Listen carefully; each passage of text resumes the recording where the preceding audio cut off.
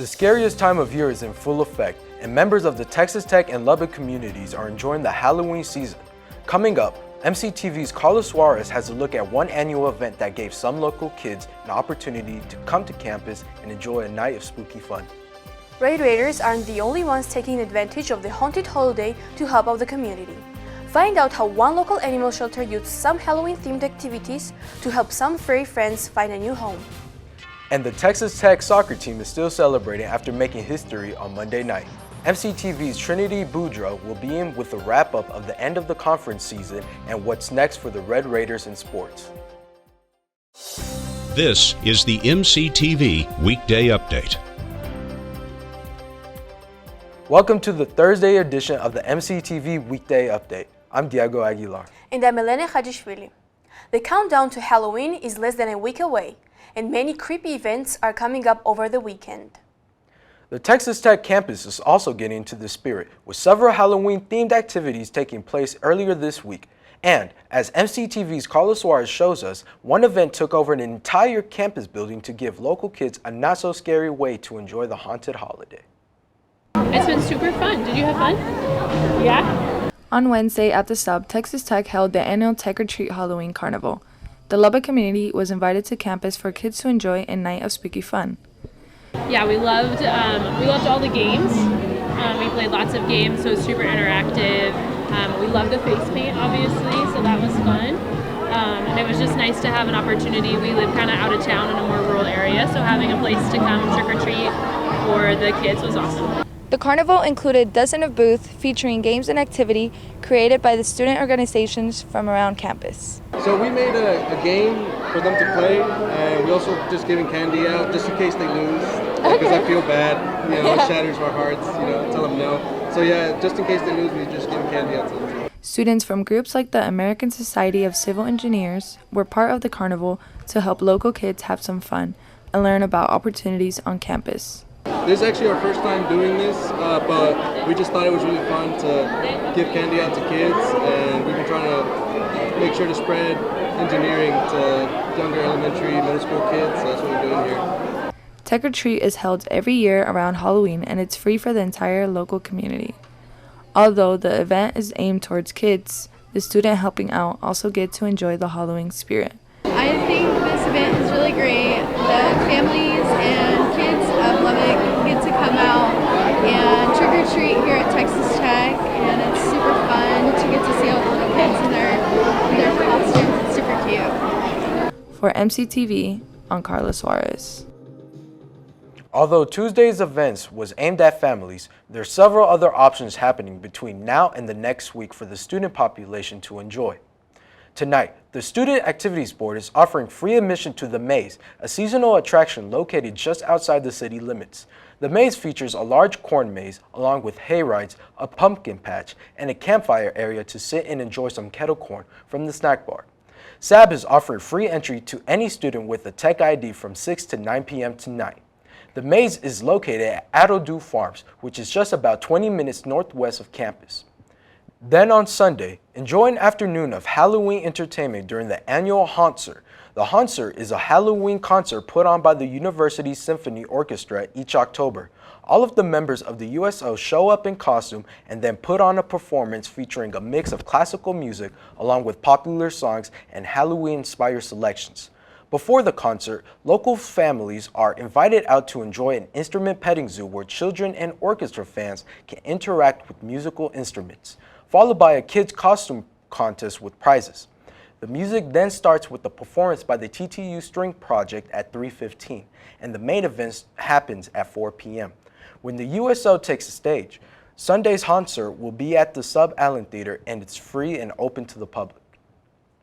Halloween-themed events have been scheduled throughout the month of October across the Lubbock area.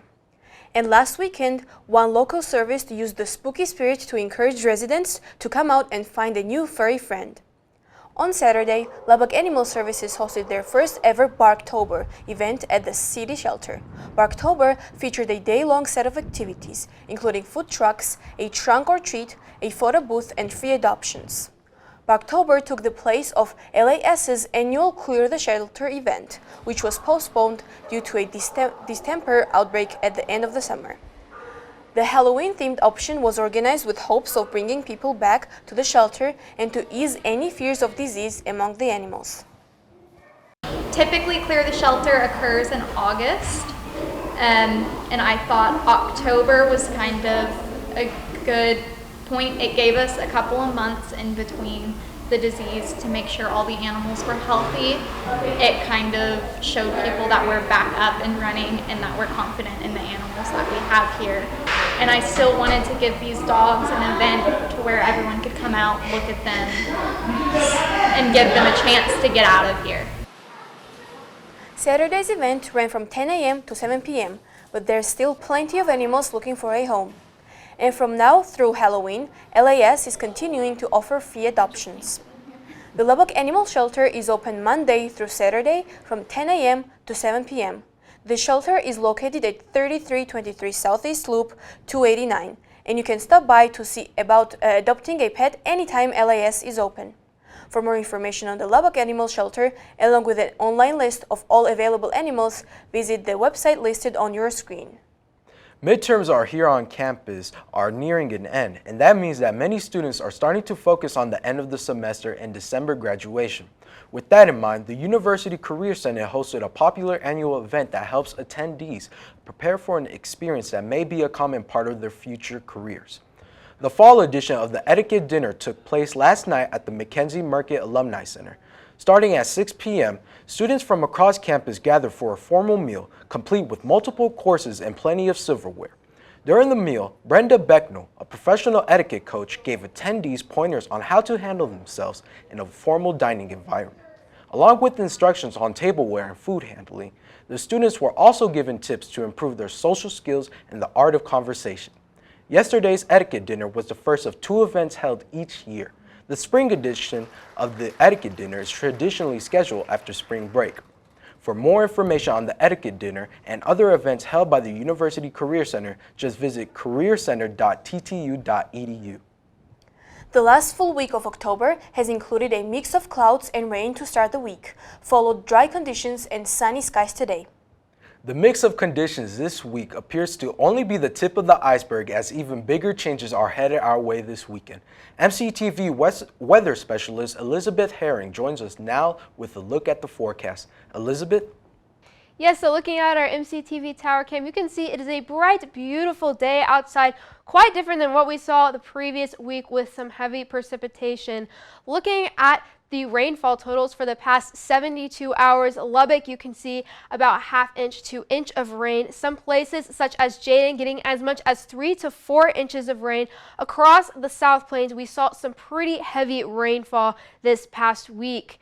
Looking at our rain almanac yesterday, we got about ½ inch of rain. That did bring us up to 2 inches ahead for the month. However, we still are 0.45 inches down for the year, but then again, we will see some more rain this weekend, so hopefully we will see those totals come up.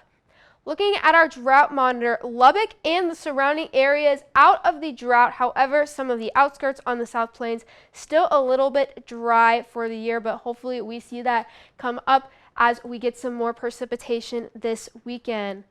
Looking at our forecast lows for tonight, Snyder 56, Spur 51, Turkey 47, pretty average across the South Plains. However, soon we will see those lows turn into highs as we have a major cool front coming in this weekend and early into next week. Looking at our forecast highs for the area, Snyder 70, see Turkey 67, some more fall-like weather definitely for tomorrow. Definitely cooler than we saw last week when our highs were in the 80s, but we will see that cool down even more this weekend and early into next week. Looking at tonight locally, low of 55 with a clear sky and a slight breeze. Tomorrow, high of 66 with a beautiful sunny sky, a little bit more breezy, but this is definitely some more fall-like weather that we've been looking for this year. Looking at the rest of the week, Saturday and Sunday are going to be our highest chances for precipitation this weekend. Saturday, high of 69, and we see a major cool down happen on Sunday with a high of 47 and rainy. Maybe a good idea to bring out those rain boots and rain jackets for this weekend. Looking at early next week, Monday, high of 44, Tuesday, high of 51, and we are going to see our first freeze for this fall with lows in the upper 20s. And Wednesday and Thursday, that fall-like weather will continue. However, it will warm up just a little bit with the sunny skies. Monday morning, we do have a chance to see some freezing precipitation. While the chances are still low, we could see a wintry mix in the morning hours. Tuesday is going to be a bright, sunny day, a few clouds, but those clouds will not yield any rain and should make for some nice trick-or-treating, chilly weather. I'm Elizabeth, and it's back to y'all. Thanks, Elizabeth. Luckily, this weekend's big drop in temperatures won't be an issue for sports fans, as Texas Tech football has a bye week and women's soccer has a break before continuing to the postseason.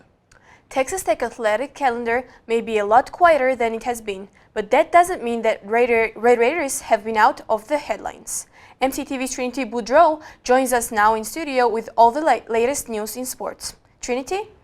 Thank you, Elene and Diego. Texas Tech had some pivotal matches this week, featuring one soccer match in the Big 12 tournament and one volleyball match that was played last night. Also, the Texas Rangers are headed to the World Series with the help of a fellow Red Raider. Let's start with Texas Tech soccer. The Red Raider soccer team made history this week. The number 5 ranked team achieved their first Big 12 regular season title in program history with a 1-0 win against Iowa State. The program's undefeated record elevated the Red Raiders to now 14-0-4 overall and 8-0-2 in the Big 12, securing the number 1 seed in the conference tournament. Red Raider soccer was stuck at 0-0 for the majority of Monday's game until junior Ashley Williams scored with the help of junior Alex Kerr and senior Elise Anderson, securing the Big 12 title. Texas Tech soccer will now face the winner of the match between number 9 seed University of Cincinnati and number 8 Baylor University, who go up against each other in the Big 12 tournament, which will kick off Saturday afternoon. Texas Tech will play the winner of the match next Monday at 2 p.m. in Round Rock. Texas Tech volleyball headed to Cincinnati, Ohio Wednesday evening to go up against the Bearcats. The Red Raiders were hungry for a win after going through a 9-game losing streak after losing to Houston here in the United Supermarkets Arena and BYU on the road in Utah. The Cincinnati Bearcats were 10-9 overall and 3-6 in conference prior to the matchup, while Texas Tech was 8-14 overall and 1-9 in the Big 12. Sadly, the Texas Tech Red Raiders lost to Cincinnati 0-3 with a sweep, 25-27, 14-25, and 10-25. Junior libero Maddie Correa led the team in digs, racking up 18 digs. Super senior Caitlin Duggan got a team-high 10 kills, and senior Reese Rhodes assisted with 20 kills and 2 kills. The Red Raider volleyball team's next matchup will be against Baylor University here at the United Supermarkets Arena on Saturday, November 4th at 1 p.m. Finally, the Texas Rangers are headed to the World Series with the help of a Texas Tech baseball alumnus, Josh Jung. The Texas Rangers secured their ticket to the Fall Classic Monday night after defeating the Houston Astros in the ALCS in Game 7. The Rangers started off the series 2-0 in Houston, then lost in Arlington and allowed Houston to lead the series 3-2 in the Lone Star State shutdown. However, the Rangers turned their cards around and won 2 in a row in Houston Sunday and Monday night. Josh Jung helped the Rangers secure their spot in Game 7, scoring in the 4th inning after a double from Evan Carter. Overall, the Rangers won 11-4. The Texas Rangers are now playing against the Arizona Diamondbacks in the World Series, which starts Friday night at 7 p.m. in Arlington at Globe Life Field. That's all for Texas Tech Sports. Now back to Diego and Elena. Thanks, Trinity. Throughout the year, the art building here on campus serves 2 main purposes: a place for students to learn and a gallery to show off student work. From now through the end of the semester, you have a chance to see some unique creations by Texas Tech students who are building their portfolio while they continue their education. The second-year MFA student exhibition is currently on display in the Art Building's Landmark Gallery. The exhibit includes works created by students who are in their second of 3 years in the Master of Fine Arts program. The current display includes ceramics, paintings, photography, and sculptures spread out through the gallery space. The second-year MFA student exhibition is one of more than a dozen gallery displays featuring work by students that has been set up this fall. Several of those exhibits have been exclusively available in the Art Building, but others can be viewed at satellite galleries located around the city. The final fall exhibition featuring student work will be the Studio Art BFA Senior Group show that will be set up in mid-November. For a full list of exhibitions in the art building's galleries, visit art.ttu.edu and click on the Exhibits tab at the top of the page. So, Elene, have you had a chance to stop by and check out any of the exhibits on display in the art building? Not yet, but it's definitely on my to-do list for the next week. What about you? No, I haven't gone either. So, that's all for today's edition of the MCTV Weekday Update. Thanks so much for joining us, and be sure to check ttuhub.net every day for more news. We'll see you next week.